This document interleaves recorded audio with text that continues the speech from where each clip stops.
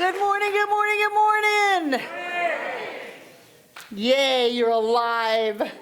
Yay. And if you're going to be alive, you might as well live. And that's what I love about this teaching, that it says you can live the life that you want, that you are not predestined to some kind of crazy suffering, some kind of cosmic joke, some kind of pop quiz, that if you pass, you get to play celestial whoopee, and if you fail, you burn forever in hellfire. No, no, no, this teaching says it's up to you, baby. You want to be happy, it's up to you. You want to live, it's up to you. If you want to have prosperity and health and wholeness and joy, it's up to you. And that there is nothing outside of you that can stop you from living the life of your dreams. I love that because that's not the way I was raised. Wow. If I had only had that as a kid. I wonder how many suicides would be stopped if people had that one simple idea that they can have the life that they want, but it's got to be from them. Instead of the idea that says you were born under a dark cloud. You know, you were born to certain circumstances that are going to define your life forever. The sins of the father shall be given upon the sons for 7 generations. How crazy is that? That is nuts. That's not what it means anyway. It means there is a karmic influence to your choices, that every cause has an effect. And if you don't stop that cause, the effect is going to go on and on and on. But that's not how it was interpreted. Much of what was interpreted very shallowly. Is that a word, shallowly? Shallowly. Very simplistically. For the purpose of keeping people from expressing their individuality. You know, the books of the Bible, you ever notice the New Testament has 3 books that say the exact same thing? That's because they threw all the others away and they didn't know what to do other than kind of duplicate the one that they kept. Matthew, Mark, Luke, they're all the same. Because the other ones they didn't think the people were ready for. That the people weren't advanced enough. They couldn't handle the concepts that Jesus was really teaching. And you know, that has gone on and on and on. And frankly, I think it's time that it stopped. And I think it stops right here. I love Ernest Holmes. And I love this teaching. This whole idea that says there's something. See me, I got my textbook up here. Hallelujah, brothers and sisters.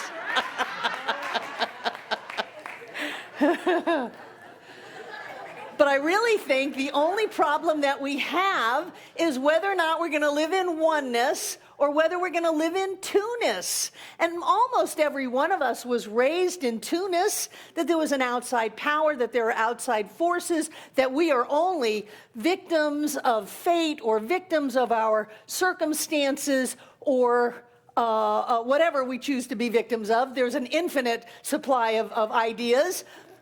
But most of us were raised with this idea that there is something outside of us. And when we can make that jump from the universe, the world of two-ness, into oneness, then anything is possible. Anything is possible. And Ernest has a lot to say about this idea of duality, which is the world of two-ness.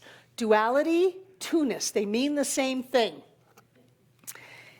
He says the belief in duality has robbed theology of power, has polluted philosophy with untruths, has divided science against itself, and has made countless thousands go through life with saddened hearts.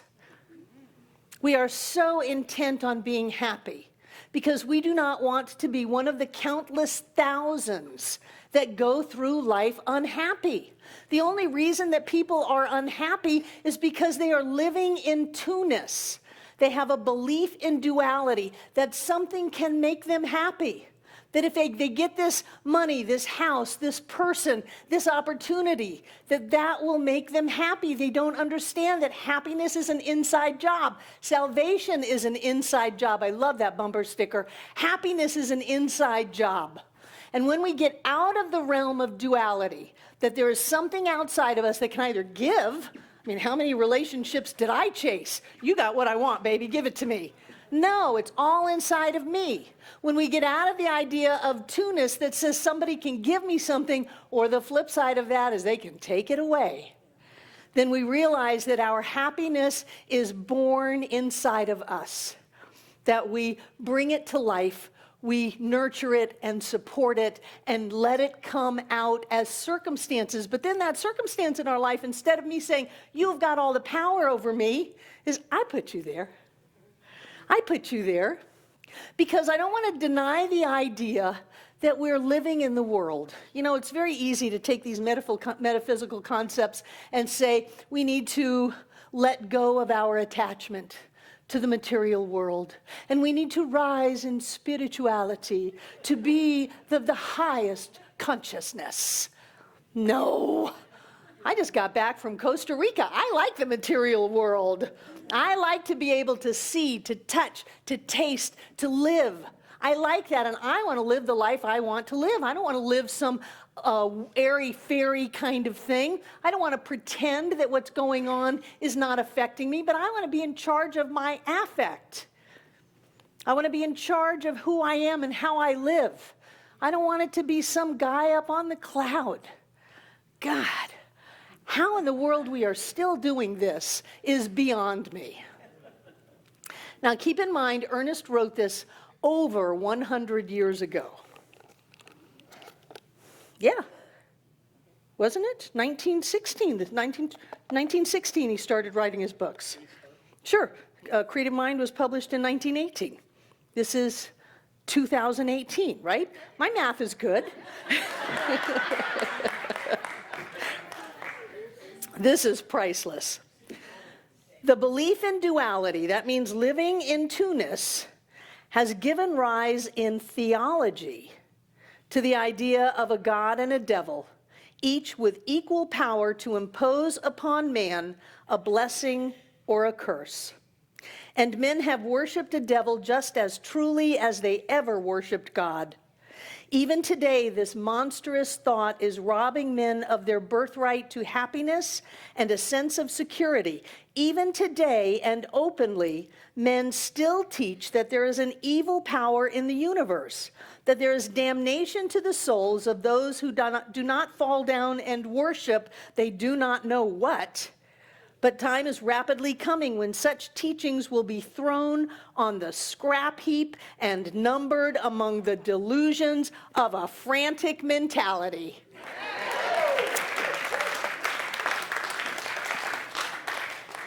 There is nothing outside of you that wants you to hurt. There is nothing outside of you that has predetermined your fate. There is nothing that can say that you are bad. Ernest used this word. I'm simply copying it. He said that that was insane. He said that the traditional religions that are being taught are insane. That we're going to have this time on planet Earth and then we're going to burn in hell for what we did? Or we're going to be able to be in the cosmic party with people that I don't think I would want to party with anyway, forever? He said that was insane. To look at a child and say there's a black mark on your soul and unless we sprinkle some water on you, you will not be okay forever. To look at people who are born gay and say you're not perfect, just the way you are, Ernest said was insane. I say it's a belief in duality. That to see ourselves as if we are not perfect, whole, and complete in every way is a belief in duality. And it will make us insane. It'll make us insane. If we believe that there's a power outside of us that can determine our good, that can decide what kind of a life we're going to live, we will go crazy because we will spend our entire life trying to chase that power. If we believe that there is anything lacking inside of us, And because of that, we can't have what we want. That we don't have the education, we don't have the finances, we don't have the genes for it, we were born in the wrong time, whatever. That'll drive us crazy. That's insane. That's a belief in duality. But science of mind comes along and says, no, duality is not where it's at. It's oneness. That we need to move out of the world of duality, out of the world of good and evil, right and wrong, spirit and matter. We have to move out of that world into this greater idea of oneness. And I would say that's all well and good, but I don't want to let go of the world in which we live. I want to use that idea of oneness to make our world better. I don't want to just sit on a mountaintop and sing "There's only love." I want to bring love into our world. I don't want to just affirm that there's more than enough, that we are created out of infinite substance and supply, and therefore there's always that ready for us. I want to bring that into my world. I want to be able to live with, like the native people say, 1 foot in the tonal and 1 foot in the Nagual. 1 foot here and 1 foot there. Jesus said, I am in the world, but not of it. That's the thing. I want to be able to use these wonderful, lofty, metaphysical ideas of oneness and bring them right down into my life. I want to have what I want to have. I want to go where I want to go. I want to be who I want to be. I want to do what I want to do, but I don't want to get lost in it. And that's what I think makes us different. That when we believe that the world of two-ness is all that there is, we can get lost in the world of two-ness. When we believe that what's going on the news is real, we can get lost in it. When we believe that our story is all that there is to us, we can get lost in it.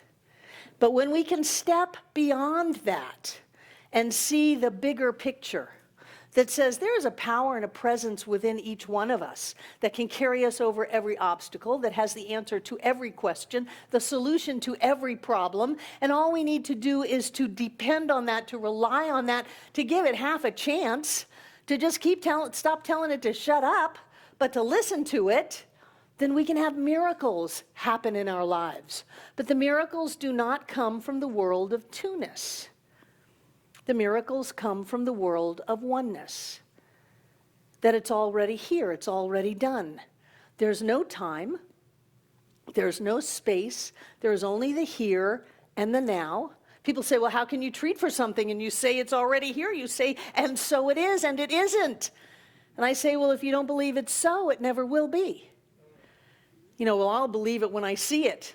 Well, then you'll never believe it and you'll never see it. You have to believe it and then you see it. This idea of oneness is so important because I use it constantly to check myself out. And the great thing is that if you have fallen into the world of duality, of two-ness, you can just move right back out. You know, it's like you are staying in a hotel and you go into the hotel room and it's all filled with two-ness and duality and judgment and victimization and upset and drama. You can just go, oh, no, wrong room. I'm going into the other room. Love and joy and peace and health and happiness and prosperity. I'll take that room. But if we don't notice that we're in two-ness, then we never move out. If we were raised in two-ness, if we went to school and they taught us all about two-ness, and we learned that really well and we demonstrated in our lives and we married someone who was a fan of two-ness, yeah, then we never get out.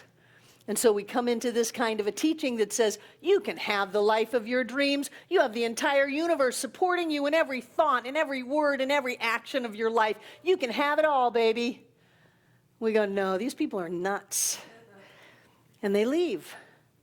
But the truth is that we are the sane ones.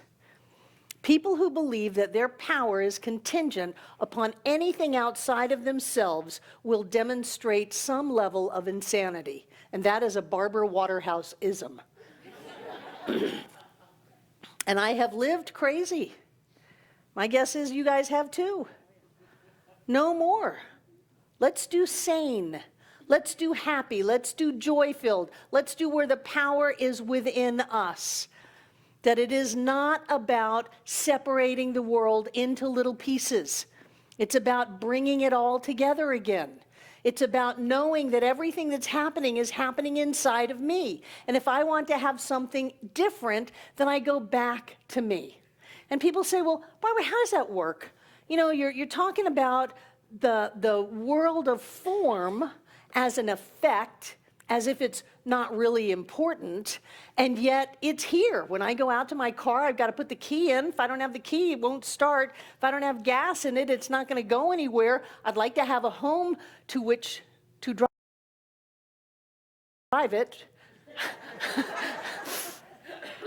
I would like to have some stuff in my life. I would like that.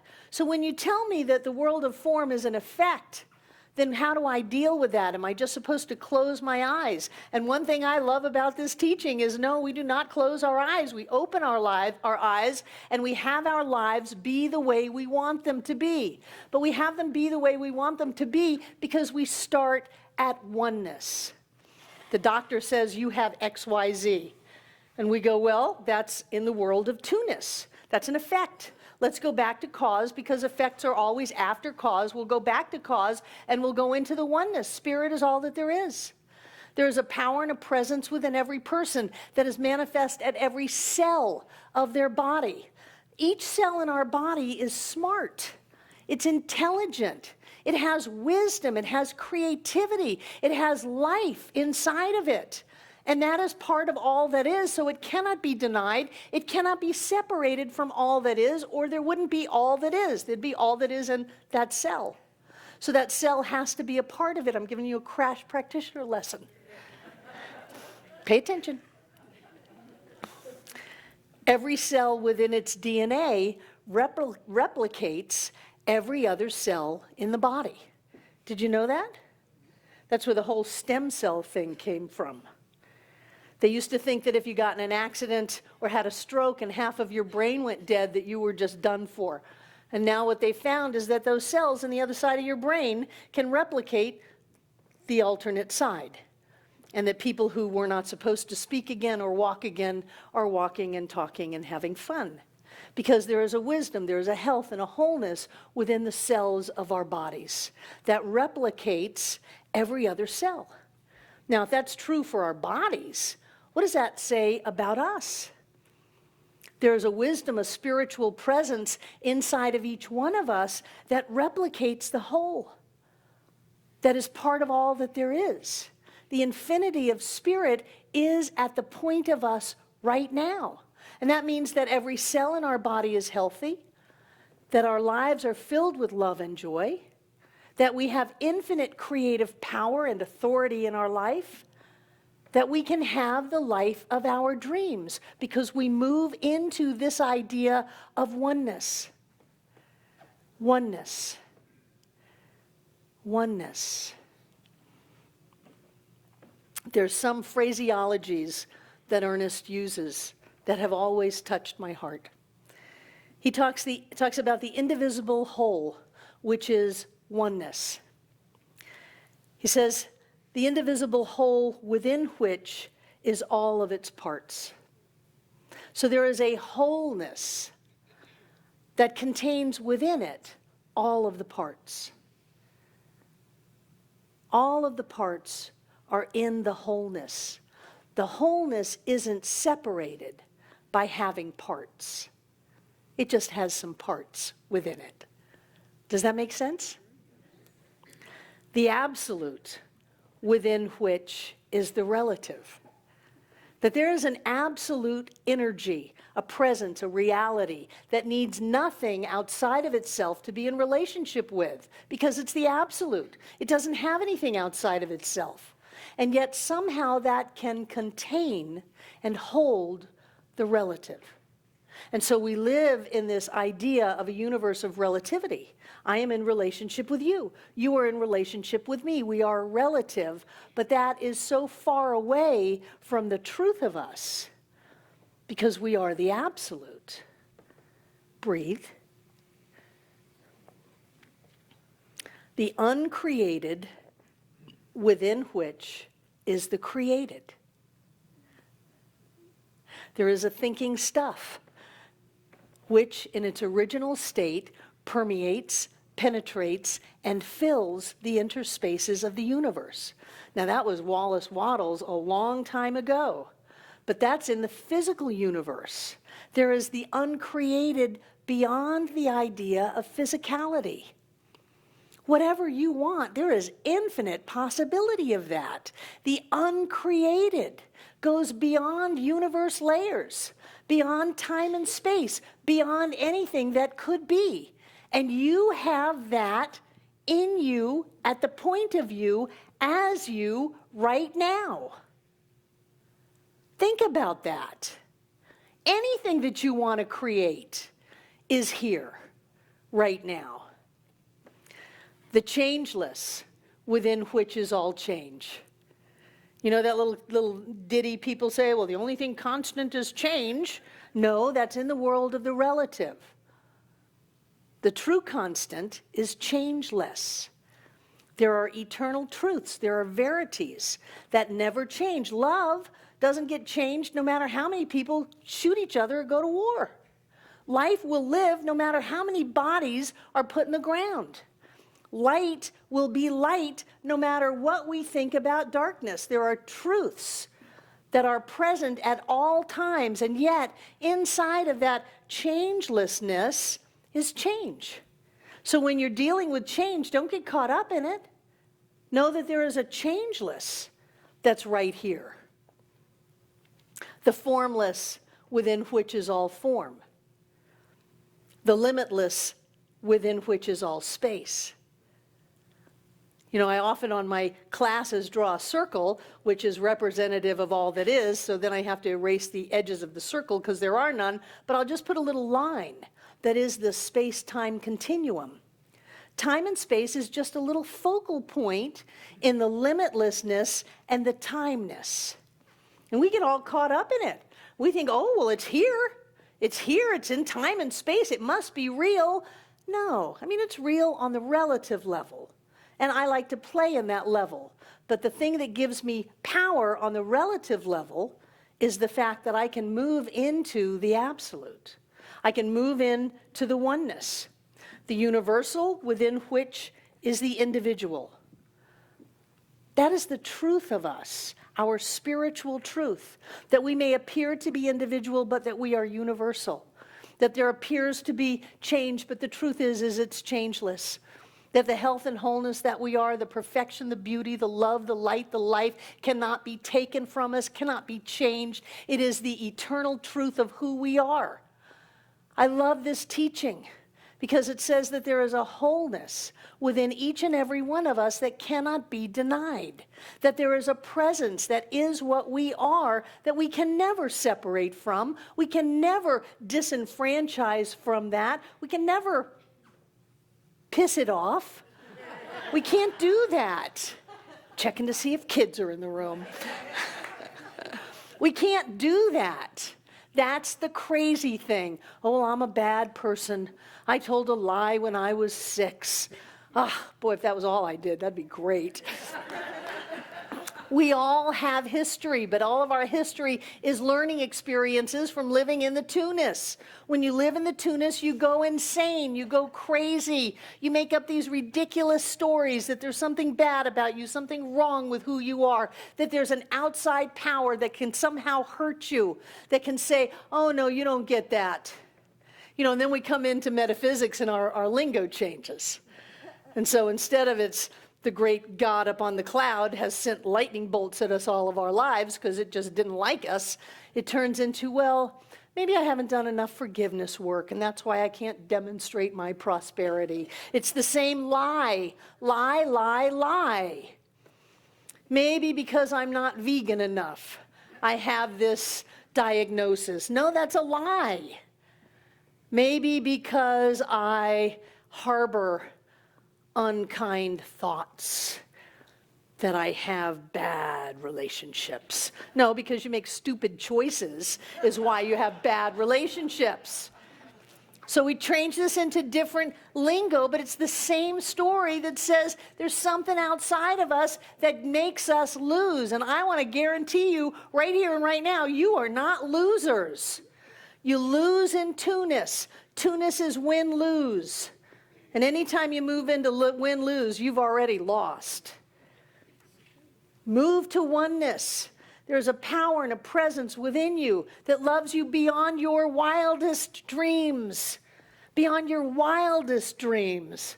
There is a power and a presence within you that can demonstrate the life of your dreams. That anything is possible. Any miracle, any healing, any demonstration not only is possible, but you have the entire universe rooting for you and helping you along the way and giving you what you need and opening doors and making your way clear, because the universe cannot operate against itself, which means the entire universe must operate for you. That's the world of oneness.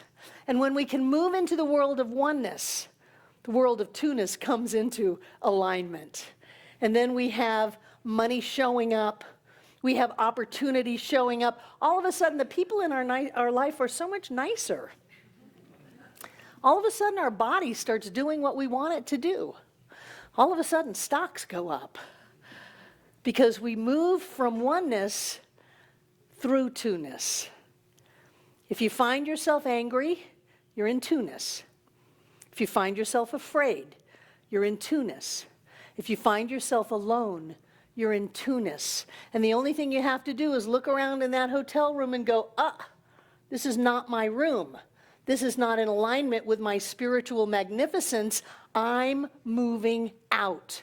And then you go back into what you know, what you learned at Center for Spiritual Living, Asheville, what Science of Mind taught you, that there is a power and a presence within you that is one with everything, everyone, and beyond. And I get to these concepts and I really don't get them. What is beyond time and space? Fourth, fifth, sixth dimensions. I don't know, but sometimes I can see beings of light up in the ceiling. There's something going on here. These ideas that say we go beyond whatever we can even imagine. We're bigger than that. We're greater than that. Science of Mind teaches us that we are limitless, that we are filled full to overflowing, that we are perfect, whole, and complete. And take one more deep breath because I turned the heat up and we're all sweating. That you have never done anything wrong. You've never done anything wrong. You've never made a mistake. You've never hurt anyone. You have no need to be punished. Science of Mind teaches us that we've been dancing around in two-ness.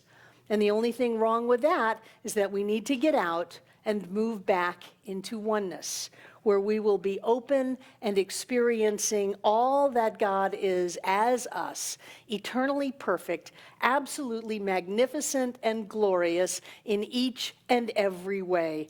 I say let's live in the world of two-ness, but let's do it from oneness, and let's demonstrate health and prosperity and love and joy and peace and happiness of all kinds, because we know who we are and we know where we're supposed to be. And so it is.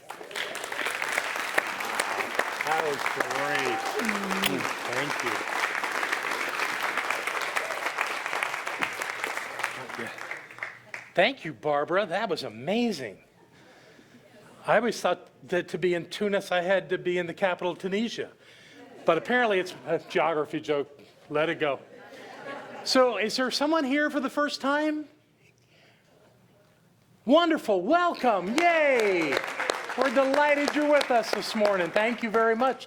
And we have a gift for you out at our, what is your name? I'm Turbo. Turbo? Oh, I like that. Very cool. Turbo, we have a gift for you out at the Welcome Center. So thank you for being with us. We hope you had the dazzling experience I had sitting over there. Oh, yay. Ah, wonderful. Bodie.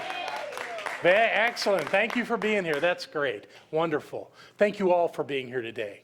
So let's take out what we're going to give.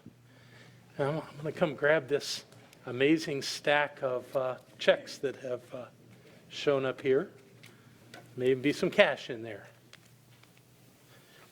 Thank you, Barb Folan.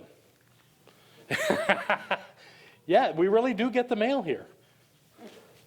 Anyway, I won't keep doing that. We're going to bless this money. And so whatever you've got that you're giving today, please hold it close to your heart and know with me that the power and the presence of the One is right at that point of you, right at the point of your life. And that because God is all there is in this state of oneness, all parts of the duality of life is still God, even our money. We are blessed for this that we have and that we give to this center. We are blessed for our generosity and our clarity and our vision and our consciousness. So as we give this money, we know that all is well and that we are in the process of living abundantly in all that we do. And to affirm that, we say these words together aloud as they come up on the screen. They're there. I freely and joyously give from the abundance and the fullness of my overflowing wealth, knowing my gift goes with love as it touches and blesses the world, and so it is. Thank you. Here we go.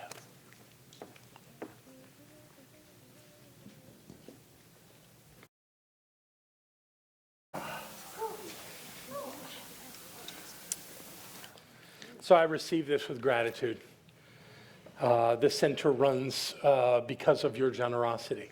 And for a moment, I just want to speak to the people that are watching this video who have been inspired by Barbara's words today and say that you too are part of this generosity. And we encourage you to find that donate button. We're not hiding it on our website. And we're not offering you a special gift through the mail. Your special gift is our website because everything on there is for you. And if you want to support this center, please do so, as everyone in this room does so generously, so that we can keep doing the great work to create a better world. That is who we are and what we do. Thank you very much. Yay. Do we have children?